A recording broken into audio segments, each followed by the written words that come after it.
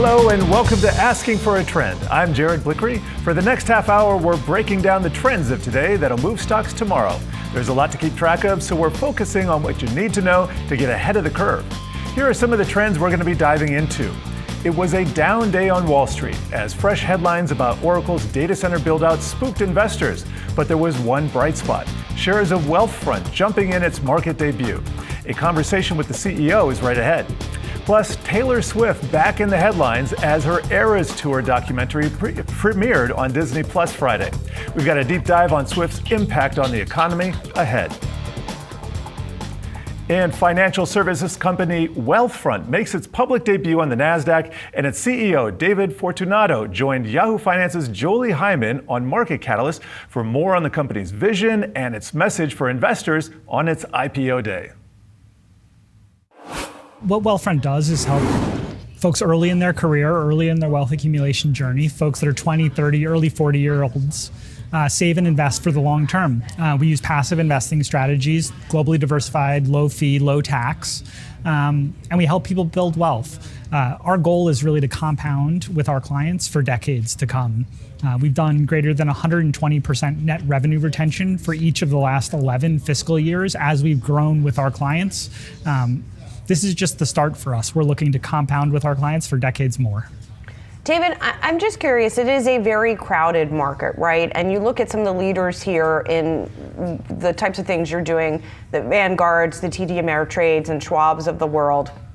How have you built up your client base given that competitive backdrop? And how do you expect to continue to not only attract but also retain your existing clients given that there are a lot of choices for them out there? Sure, we offer a fundamentally different product. We're a tech company at heart. I was the CTO for 10 years. I built our trading infrastructure, data infrastructure, and a bunch of the products that we have today. We really try to deliver a great digital experience to client. We have the lowest costs to deliver our product to consumers, which means we share savings with clients. So clients get a better deal and better financial outcomes because we're charging them lower fees. The result of that is they have a lot of trust in what we do because they're going to be able to invest, save, and borrow from Wealthfront at better costs than they would get otherwise. And David, when you look at your revenue, I know a lot of it is generated from cash management. In a falling rate environment, what does that outlook look like? Sure, we have a hedged business model. When rates are high, we tend to grow more with cash management. When rates are lower, we tend to grow more with investment. That's exactly what we've seen in the second half of 24 rate cuts, when there were 100 basis points of rate cuts. We did some of our largest investing growth in the history of the company. Similarly, in the recent period, Q3 for us, we saw some rate cuts and investments have really picked up. Having this naturally hedged business model that can continue to grow throughout the market cycle has really been the core of what makes Wealthfront a great business. And David, you guys, I believe, manage about $88 billion in assets, if I'm not mistaken, on platform. What is this sort of next phase for you guys? Is it offering different and more products? Is it trying to appeal to different and more kinds of customers? How are you thinking about that? Yeah, so we're well over 90 billion in assets today. As we think about expanding, one of the big products that we've been working on is home lending. So our clients have sent billions of dollars in wires to escrow and title companies to help buy homes this year. We're thankful that we've been able to help our clients facilitate that. We'd like to help them even more by offering them a great digital experience on a home loan and lower rates than they would get from the existing industry because of our technology and our ability to automate things. We're confident that we'll be able to offer them a great rate and a great experience that ultimately will help them into a new home. And how about the cohort that you guys are targeting? I think I know you've been targeting younger folks. Are you going to be moving up the age spectrum? Are you also going to be trying to move up the income spectrum in terms of maybe targeting higher net worth individuals? So we have more than 11,000 clients on the platform that have more than $1 million on the platform. By starting with folks early, growing our trust with them and continuing to serve them across a wide range of products, we've been able to grow with clients, whether that's a startup founder who ultimately has success and brings assets to Wealthfront after a successful liquidity event, or someone who's incrementally saving month after month. We want to grow with our clients for the long term. And David, I also want to ask you about the market backdrop, because obviously you're coming public at a time when, even if not today, but markets more generally are in the upswing, right? We saw the S&P 500, the Dow, the Russell 2000 close at records yesterday. So coming into what has been a wealth building environment for folks, what happens if that changes, right? What kind of modeling have you guys done, given that you're, a new IPO or relatively new company, if there is indeed a bigger market downturn? We've actually been doing this for quite a while. We've seen 5 market corrections and 2 bear markets, including the event that happened right around the outbreak of COVID. Our clients are focused on long-term wealth building, and that means that they continue saving. If you think about what happens during a large downturn, for clients that aren't planning on using their money or withdrawing their money for a decade or more to come, it gives us an opportunity to continue growing and for folks to get their assets into the market at a little bit lower price. Because of a long time horizon that we and our clients take together, our clients see it as an opportunity to continue growing. And coming up, Taylor Swift's The End of Era docuseries out now, how the pop star continues to make an impact on the economy even when she's not on tour. Stick around, much more asking for a trend still to come.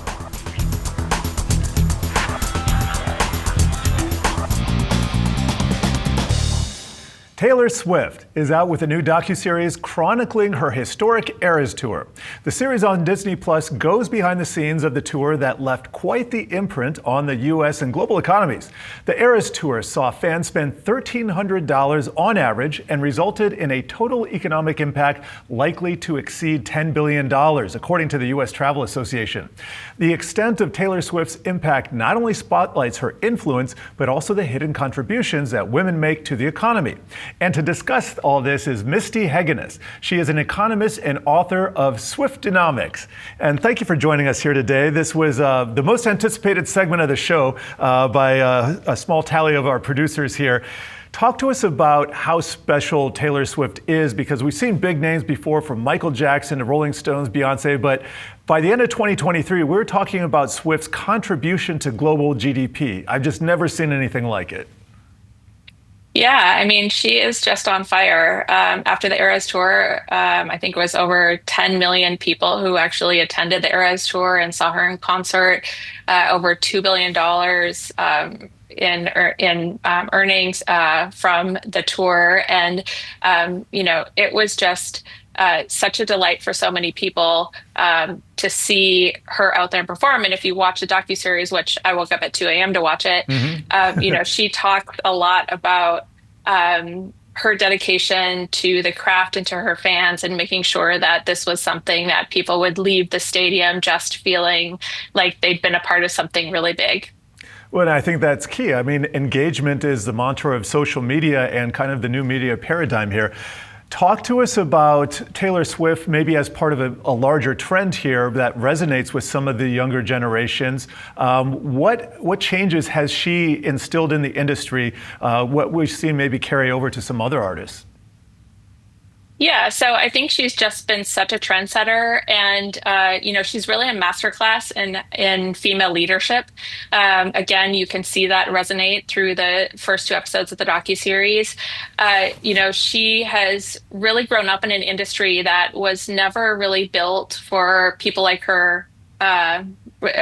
Keeping in mind people like her. So it's an industry that's heavily dominated by male leaders. And, I think Taylor has shown us a lot of the ways in which she has struggled to be successful, struggled to retain ownership of her art. And yet she came out at the end of all of this very successful. And so I think one thing that she is teaching the next generation and young folks today is just, determination and authenticity can get you pretty far away in the path that you are choosing for yourself and the direction you want to go. Yeah, I'm glad you highlighted her contribution as a leader.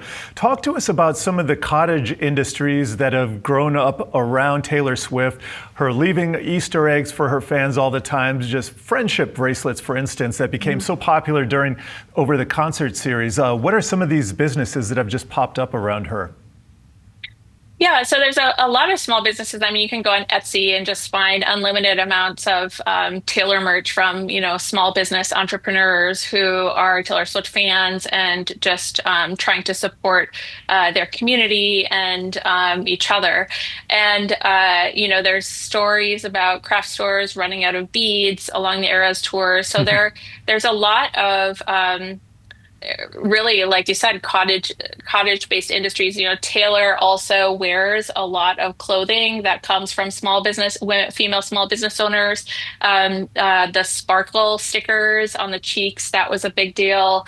So it's really fun to see not only Taylor being so successful and really having this meaningful relationship with her fans. She's also extending that economic growth and people's willingness to spend money on other female entrepreneurs around the country. And it's just really fun to watch.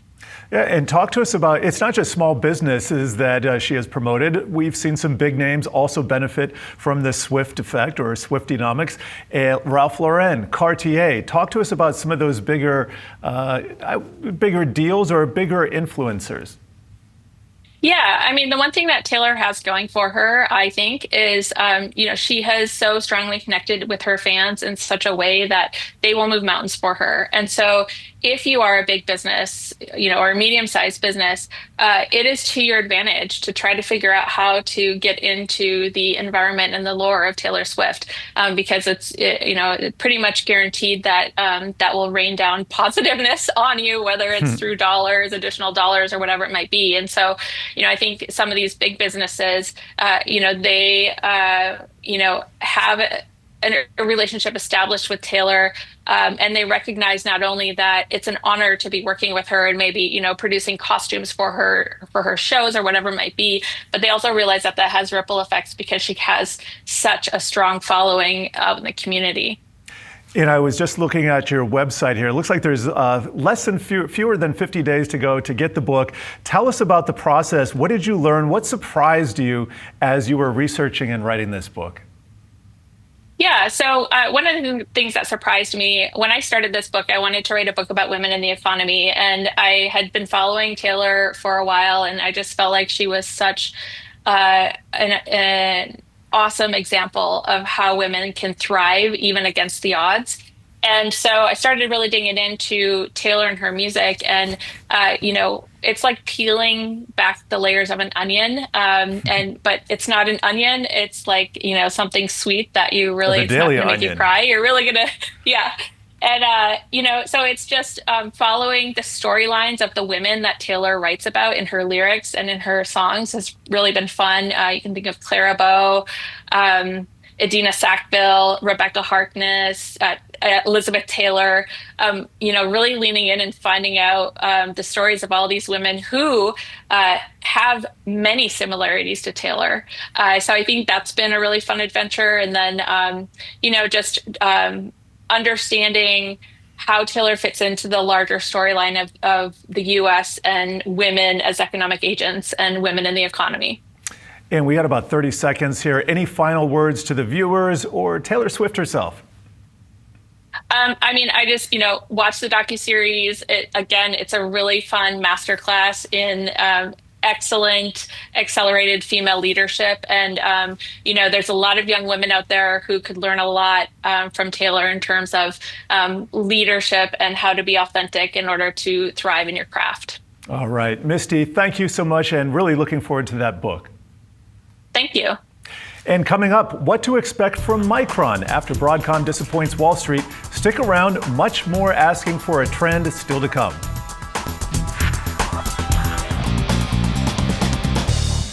Micron set to report first quarter earnings Wednesday after the bell. Investors closely watching the company's AI data center business, and this after Broadcom failed to meet lofty expectations. Tech editor Dan Howley joins me now with more on what we can expect. Dan.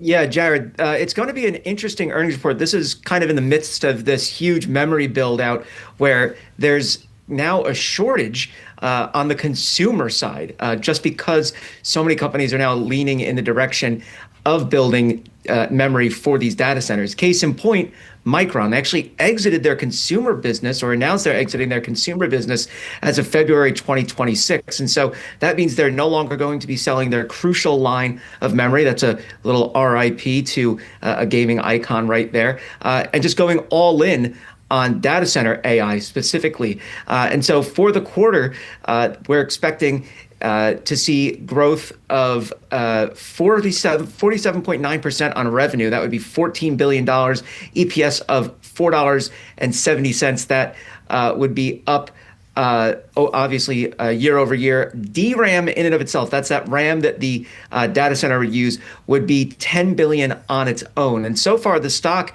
is ripping this year. It's up more than 186% year to date, though it's down a little about over 1% over the last month. But this is again part of this broader trend of these companies going all in on AI.